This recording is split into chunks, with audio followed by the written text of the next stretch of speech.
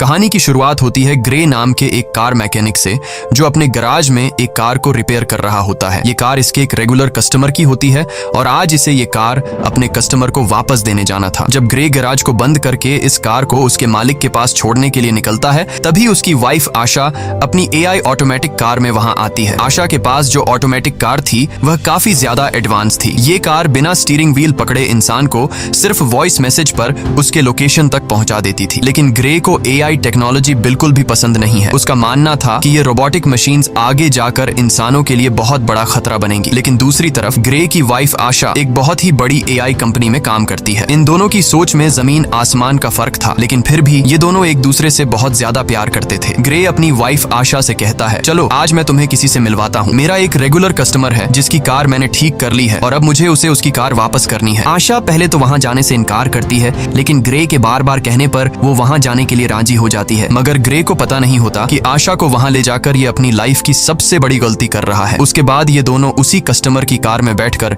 उसके घर की तरफ निकल पड़ते हैं और आशा की ऑटोमेटिक कार भी उनके पीछे आ रही होती है, ताकि जब ग्रे अपने कस्टमर को उसकी कार उसके हवाले कर दे तो ये लोग अपनी ऑटोमेटिक कार में घर को वापस आ सके। वहाँ पहुँचने पर ग्रे अपनी वाइफ को एक आदमी एरन से मिलवाता है। तब ग्रे की वाइफ उसे देखकर काफी हैरान रह जाती है, क्योंकि एरन एक बहुत बड़ी टेक कंपनी का मालिक था। उसकी कंपनी AI ऑटोमेटिक चीजें बनाती थी। यहाँ आशा अपने हस्बैंड ग्रे से कहती है, तुमने मुझे पहले क्यों नहीं बताया कि तुम मुझे एरन से मिलवाने ला रहे हो। असल में एरन ही ग्रे का रेगुलर कस्टमर था। लेकिन यहाँ हम देखते हैं कि एरन का नेचर थोड़ा अजीब सा था। उसे यह भी नहीं पता था कि जब किसी से मिलते हैं तो किस तरीके से मिला जाता है। आशा एरन से कहती है, मैं भी एक AI टेक कंपनी में काम करती हूँ जो जल्द ही तुम्हारी कंपनी के बराबर में आ जाएगी। जिस पर एरन मुस्कुराते हुए कहता है, ऐसा कभी नहीं हो सकता, चलो दिखाता हूँ क्यों। और फिर एरन उन दोनों को अपनी लैब में ले गया। वहाँ एरन ने खुद का बनाया हुआ एक स्पेशल चिप बताया, जो कि एक AI यानी आर्टिफिशियल इंटेलिजेंस चिप थी, और उस चिप को उसने नाम दिया था स्टेम। वो बताता है कि ये चिप कुछ भी कर सकती है, क्योंकि इसमें बहुत सारे पावर्स हैं और इससे तेज दिमाग आज तक किसी ने भी नहीं बनाया। इस इन्वेंशन को देखने के बाद ग्रे और उसकी वाइफ अपनी इलेक्ट्रिक कार से घर वापस जा रहे होते हैं। कार ऑटोमेटिक मोड पर थी। आशा और ग्रे गाड़ी के पिछले सीट में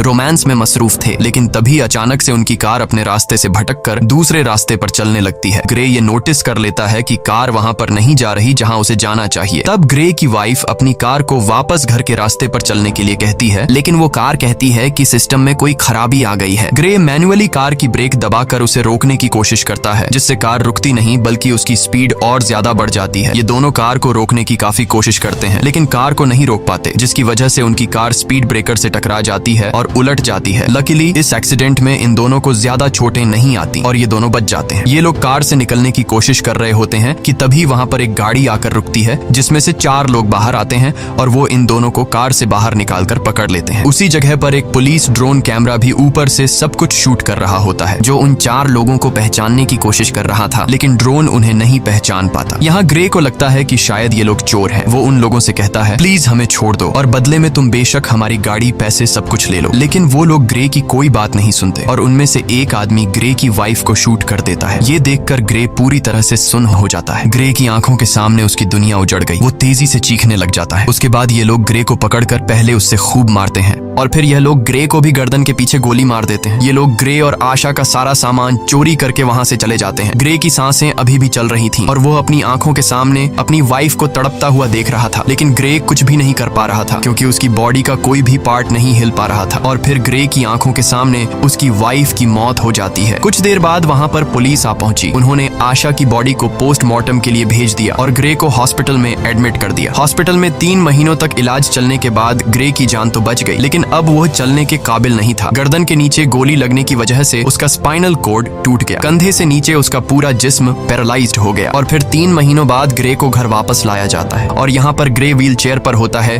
क्योंकि उसके सिर के अलावा पूरी बॉडी बेजान थी। अब ग्रे कोई भी काम नहीं कर सकता था, इसीलिए उसका काम करने के लिए उसके घर पर एक रोबोट मशीन थी जो उसका सारा काम करती थी और उसकी मदर उसका ख्याल रख रही थी। लेकिन ग्रे के लिए अब जिंदगी बोझ बन चुकी थी। उन 4 किलर्स ने न सिर्फ उसकी वाइफ को मार डाला बल्कि उसकी जिंदगी उजाड़ दी। वो बदले की आग में जल रहा था। बस ग्रे के पास एक ही उम्मीद बची थी, जिसके सहारे वो जी रहा था। वो अपनी वाइफ के किलर्स को जल्द से जल्द जेल की सलाखों के पीछे देखना चाहता था। इसीलिए वो पुलिस स्टेशन जाता है। पुलिस स्टेशन में ग्रे उनसे अपनी वाइफ के किलर्स के बारे में पूछता है, तो वो डिटेक्टिव कहती है कि इनमें से अभी तक किसी का भी पता नहीं चल पाया। वहाँ हमारे पुलिस का ड्रोन कैमरा तो मौजूद था, लेकिन फुटेज धुंधली थी, जिससे कातिलों का पता नहीं चल पा रहा है। और पुलिस अब और इन्वेस्टिगेशन कर रही है, हम बहुत जल्द उन्हें ढूंढ लेंगे। तब ग्रे ये सुनकर काफी ज्यादा डिसअपॉइंट हो जाता है, क्योंकि काफी टाइम से ग्रे पुलिस से बस यही सुनता आ रहा था कि हम इन्वेस्टिगेशन कर रहे हैं। अब ग्रे पूरी तरह से हिम्मत हार चुका था और वो इस तरह से जीना भी नहीं चाहता था, क्योंकि उसकी जो उम्मीद थी अपनी वाइफ के कातिलों को जेल की सलाखों के पीछे देखने की, उससे वो अधूरी नजर आने लगी। ग्रे को समझ आ गया था कि पुलिस उन 4 कातिलों को कभी नहीं पकड़ पाएगी, इसीलिए अब वो खुद को मारने की सोचने लगा। ग्रे वहां पर मौजूद रोबोट मशीन की मदद से मेडिसिन का ओवरडोज ले लेता है, जिससे वो बेहोश हो गया। अच्छी बात यह थी कि उसके घर पर लगे एआई सिस्टम ने वक्त पर एम्बुलेंस को फोन कर दिया, जिससे ग्रे की जान बच गई। और यहाँ ग्रे से मिलने उसका वही रेगुलर कस्टमर एरन आता है। वो ग्रे से कहता है, मुझे तुम्हारी ये हालत देखकर बहुत बुरा लग रहा है। एरन ग्रे को दोबारा अपने पैरों पर खड़ा होकर जीने की उम्मीद देता है और कहता है, ग्रे, क्या तुम्हें याद है मैंने तुम्हें एक बार एक पावरफुल एआई चिप दिखाई थी। अगर तुम उसे अपनी बॉडी के अंदर लगा दो तो तुम एक बार फिर से चलने के काबिल हो जाओगे, साथ ही साथ बहुत ज्यादा पावरफुल भी हो जाओगे। लेकिन ग्रे एरन की इस ऑफर से इनकार कर देता है। ग्रे कहता है, अब मैं ये जिंदगी नहीं जीना चाहता। तब एरन उससे कहता है, सोच लो ग्रे, ये चिप तुम्हारी वाइफ को तो जिंदा नहीं कर सकती, लेकिन तुम्हें एक बार फिर जीने का मौका दे सकती है। अगर तुम्हारी वाइफ भी जिंदा होती तो वो भी यही चाहती। ये बात ग्रे के दिमाग को टच कर गई। वो सोचने लगा कि अगर मैं ठीक हो गया तो अपनी वाइफ का बदला ले सकूंगा, इसीलिए वो एरन की बात मान जाता है। अब यहाँ पर हम ये जान पाते हैं कि एरन को ग्रे से कोई हमदर्दी नहीं थी। वो बस ग्रे के पास अपने मकसद के लिए ही आया था, क्योंकि वह अपनी एआई चिप को किसी की भी बॉडी में इंसर्ट करना चाहता था। वो चेक करना चाहता था कि उसका इन्वेंशन सक्सेसफुल है भी या फिर नहीं। इसीलिए एरन वो चिप ग्रे की बॉडी में डालकर सीक्रेटली एक्सपेरिमेंट करना चाहता है, क्योंकि गवर्नमेंट इस तरह के एक्सपेरिमेंट्स करने की इजाजत नहीं देती। अगले सीन में हम देखते हैं कि एरन अपने घर में ग्रे की बॉडी पर एक्सपेरिमेंट कर रहा होता है। यहाँ ग्रे की स्पाइनल कॉर्ड में वो चिप इम्प्लांट की जाती है। वो चिप सीधा ग्रे के दिमाग से जुड़ गया। ऑपरेशन के कुछ घंटे बाद ग्रे को होश आता है तो डॉक्टर उसके हाथ और पांव को मूव करने की कोशिश करती है और ये चेक करती है कि क्या ग्रे अपने हाथ और पांव को अब महसूस कर पा रहा है या फिर नहीं। तब ग्रे की हालत देखकर वो लोग समझ जाते हैं कि चिप ने ग्रे की बॉडी पर असर नहीं किया। एरन बहुत ज्यादा मायूस हो जाता है, क्योंकि उसके इतने सालों की मेहनत जाया हो गई थी। लेकिन तभी ग्रे अपने हाथों को मूव करने लगता है। ये देखकर वो लोग हैरान रह जाते हैं और अब ग्रे अपने दोनों हाथों को मूव कर पा रहा था। और फिर देखते ही देखते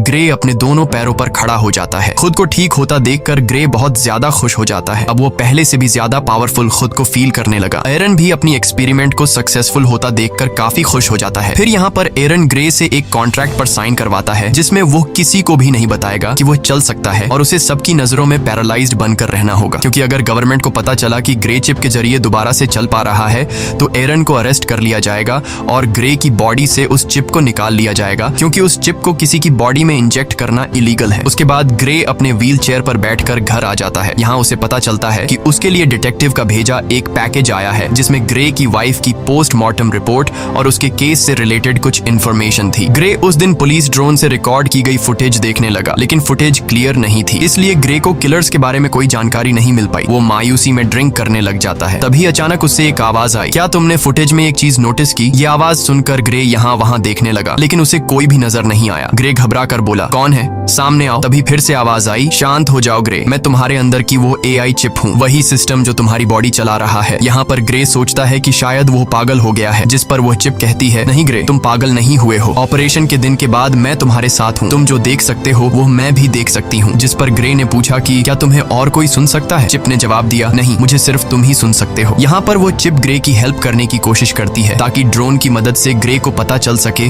कि उसकी वाइफ को मारने वाले लोग कौन थे। ग्रे के साथ यहाँ पर वो चिप भी सब कुछ देख पा रही थी, जो ग्रे अपनी आंखों से देख सकता था। चिप ग्रे का ध्यान फुटेज में एक किलर की तरफ करती है और कहती है, देखो ग्रे, इन चारों में से एक की बॉडी पर टैटू बना हुआ है, लेकिन ये टैटू बिल्कुल भी क्लियर नहीं दिख रहा था। इसलिए ग्रे बोला, ये तो बहुत ज्यादा ब्लर है, इसे मैं देख नहीं सकता। जिस पर वो चिप कहती है, तुम्हें नहीं दिख रहा, पर मैं तो देख सकती हूँ। मैं इस टैटू का एक क्लियर इमेज बना सकती हूँ, बस तुम एक पेपर और पेंसिल उठा लो। ग्रे के पेपर और पेंसिल उठाने के बाद चिप ग्रे के हाथ की मदद से बिल्कुल परफेक्ट वही टैटू बना लेती है। और जब ग्रे उस टैटू को देखता है तो पता चलता है कि यह एक मिलिट्री टैटू है। रिसर्च करने के बाद ग्रे को उस टैटू वाले आदमी के बारे में पता चल जाता है। ग्रे हैरान रह जाता है कि उस चिप ने तो कुछ ही मिनटों में उस कातिल का टैटू और एड्रेस निकाल कर दे दिया, जो कि पुलिस कई महीनों से इन्वेस्टिगेशन करने के बावजूद भी उन कातिलों को ढूंढ नहीं पाई। ग्रे बहुत खुश हो जाता है, क्योंकि उसे अपनी वाइफ के किलर्स में से एक किलर का पता चल चुका था। तब ग्रे उसके बारे में पुलिस को इन्फॉर्म करने का सोचता है, लेकिन यहाँ चिप ग्रे को ऐसा करने से रोक देती है। वो उससे याद दिलाती है कि तुम्हें एरन ने ये सब कुछ करने से मना किया था। तुम भूल गए कि तुमने एरन के साथ कॉन्ट्रैक्ट साइन किया था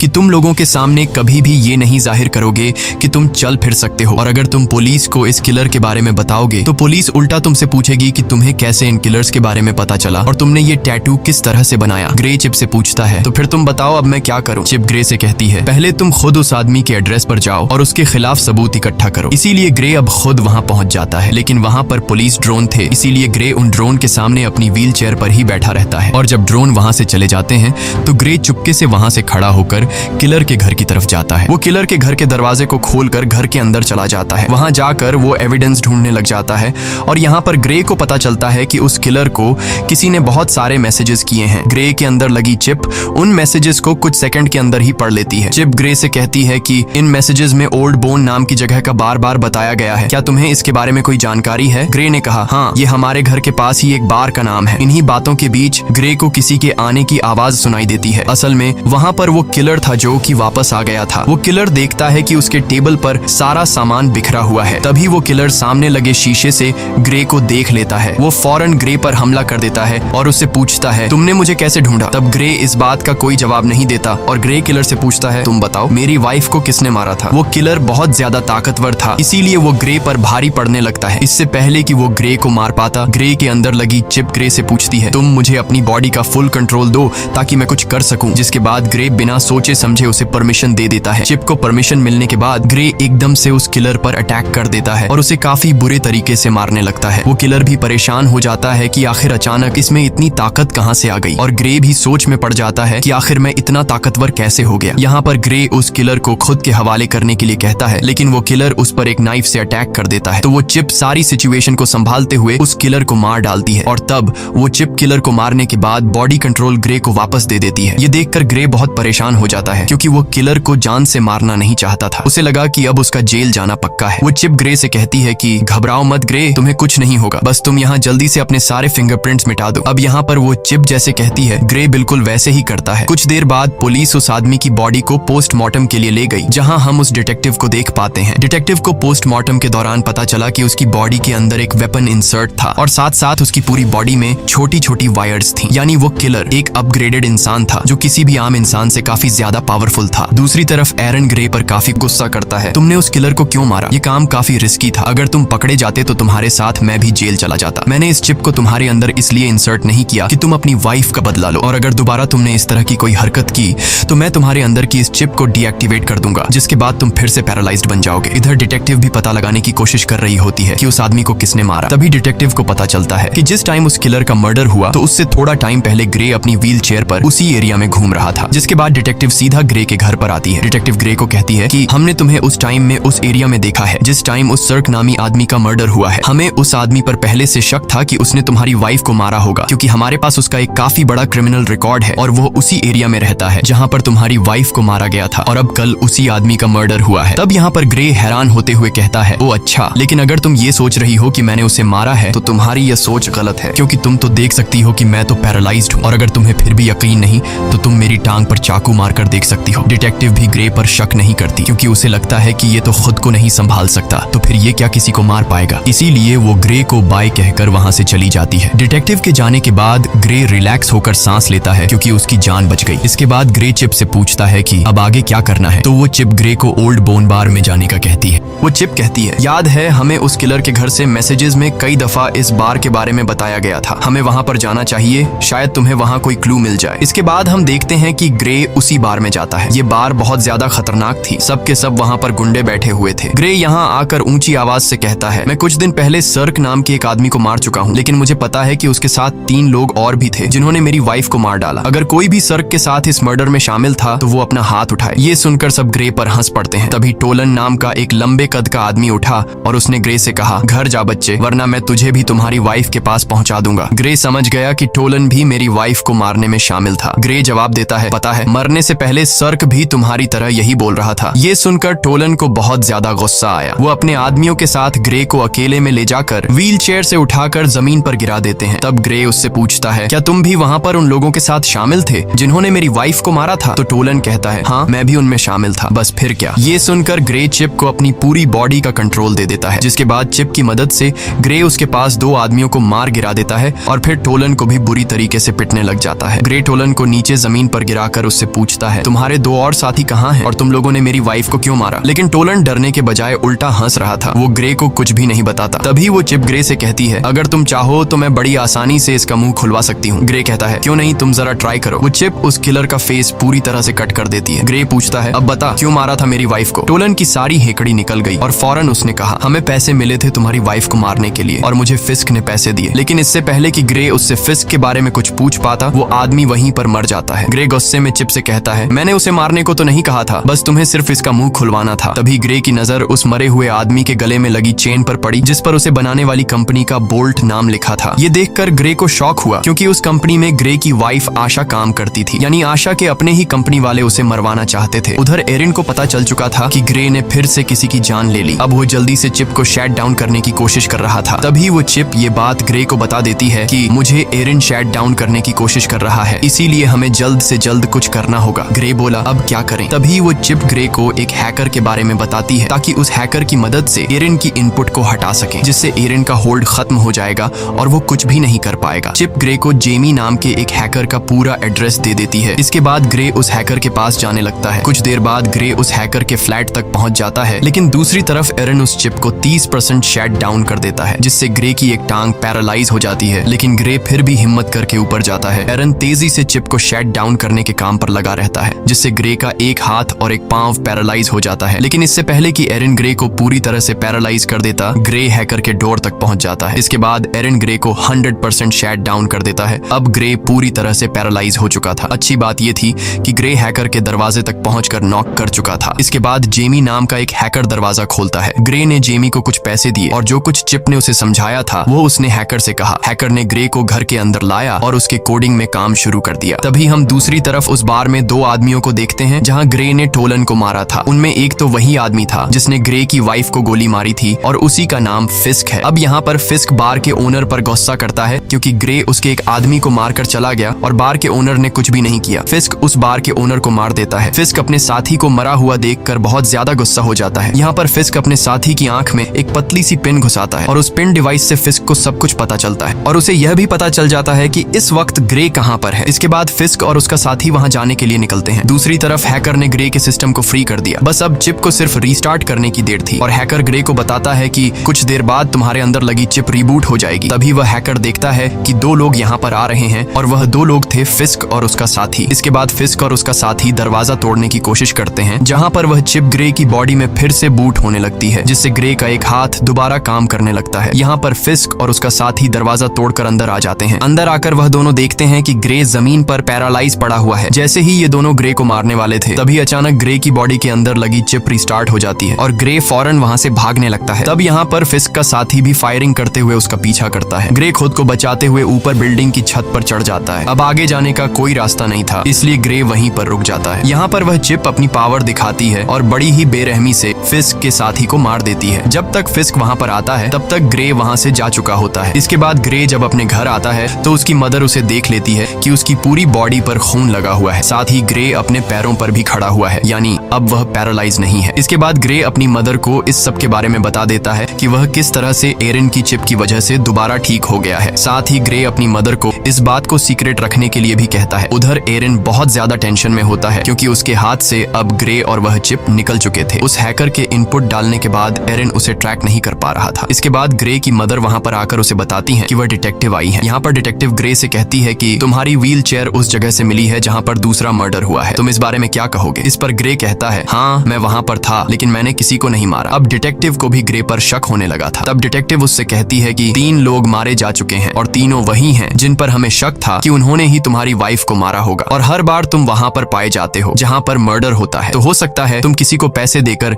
ये सारे मर्डर्स करवा रहे हो। तब ग्रे उससे कहता है, अगर आपको ऐसा लगता है तो आप मेरी कॉल रिकॉर्ड चेक कर सकती हैं। तब यहाँ पर वह डिटेक्टिव कुछ नहीं कह पाती और जाते वक्त वह चुपके से ग्रे की जेब में माइक्रोफोन डालकर चली जाती है। ग्रे को अब रियलाइज होने लगा कि कातिलों को सजा देने के जुनून में अब वह खुद एक कातिल बन चुका है। ग्रे कहता है, अब मुझे ये सब कुछ बंद करना होगा। तो वह चिप कहती है, नहीं ग्रे, हमें इस आखिरी आदमी को मारना होगा जिसका नाम फिस्क है, क्योंकि अगर हमने इसे नहीं मारा तो वह हमें मार देगा। लेकिन ग्रे अब और किसी को नहीं मारना चाहता था, इसलिए वह चिप से कहता है, बस अब बहुत हो गया, तुम मेरे दिमाग से निकल जाओ। तभी ग्रे की बॉडी अनकंट्रोल होकर पीछे तकिए पर गिर जाती है। ग्रे ने चिप से परेशान होकर पूछा, मैं हिल क्यों नहीं पा रहा हूँ? इसके बाद वह चिप ग्रे को कहती है, उस हैकर ने जो कोड मेरे सिस्टम में एंटर किए हैं उसकी वजह से मैं पूरी तरह से आजाद हो चुकी हूँ। इसका मतलब ये है कि अब वह चिप ग्रे की परमिशन के बिना वो सारे काम कर सकती है। ग्रे, अब मुझे तुम्हारी बॉडी का फुल कंट्रोल मिल चुका है। अब तुम मेरी मर्जी के मुताबिक चलोगे। अगर मैं चाहूँ तो तुम अपने हाथ की एक उंगली तक हिला नहीं पाओगे। ये सुनकर ग्रे के गले में सांसें अटक गईं। यहाँ पर ग्रे और चिप आपस में जो बातें कर रहे थे, दूसरी तरफ डिटेक्टिव भी वह सारी बातें सुन रही थी, क्योंकि उसने ग्रे के पॉकेट में एक माइक्रोचिप डाला था। लेकिन यहाँ पर डिटेक्टिव को यह बात समझ नहीं आती कि ग्रे जिसे बात कर रहा है आखिर वो है कौन। इसके बाद चिप ने ग्रे से कहा, अब चलो ग्रे, हमें उस आखिरी कातिल को खत्म करना है। अब ग्रे अपनी बॉडी पर पूरी तरह से कंट्रोल खो चुका था, इसलिए चिप उनसे जो कहता वो मानने को तैयार हो जाता है। ग्रे ने एक गन उठाई और फिस्क को मारने की तैयारी करने लगा। उसकी मदर उसे रोकने की कोशिश करती है, लेकिन वो उसे अनसुना करके गाड़ी में बैठकर निकल पड़ता है। यहाँ पर डिटेक्टिव भी ग्रे का पीछा करने लगती है। इसके बाद ग्रे को अपनी पॉकेट से वो माइक्रोफोन मिल जाता है, तो वो चिप कहती है कि यह माइक्रोफोन जरूर उस डिटेक्टिव ने ही रखा होगा। ग्रे माइक्रोफोन फेंकता है और उसे पता चलता है कि डिटेक्टिव उसका पीछा कर रही हैं। तब डिटेक्टिव से पीछा छुड़वाने के लिए वो चिप एक इलेक्ट्रिक कार को हैक करके डिटेक्टिव की गाड़ी से एक्सीडेंट करवा देती है, जिससे ये डिटेक्टिव को पीछे छोड़ देते हैं। इसके बाद डिटेक्टिव ग्रे की मदर के पास जाती है और उस सब के बारे में पूछती है जो वहाँ पर चल रहा था। उधर ग्रे फिस्क को ढूंढ लेता है और वो गन पॉइंट पर उसे पूछता है कि मेरी वाइफ को तुमने क्यों मारा? जिस पर फिस्क कहता है, हमारा तुम्हारी वाइफ के साथ कोई लेना देना नहीं था, हमारा निशाना सिर्फ तुम थे, हमारा मकसद तुम्हारी रीढ़ की हड्डी काटना था। जब मैंने तुम्हारे गले में गोली मारी तुमने समझा कि वो गोली थी, लेकिन असल में वो एक मेडिकल टूल था जिसने तुम्हारा स्पाइनल कोड डैमेज कर दिया। और तुम्हारी वाइफ, उसे तो हमने सिर्फ एक्स्ट्रा पैसों के लिए मार दिया था। ये सुनकर ग्रे गुस्से से भड़क उठा और अब उन दोनों के बीच फाइट शुरू हुई। फिस्क भी एक अपग्रेड ह्यूमन था, लेकिन पुराने मॉडल का, इसीलिए वो ग्रे की पावर के सामने ज्यादा देर तक टिक नहीं पाया और ग्रे फिस्क को बड़ी बेरहमी से मार देता है। इसके बाद ग्रे उसका फोन चेक करने लगता है, तो फोन रिकॉर्डिंग से ग्रे को पता चलता है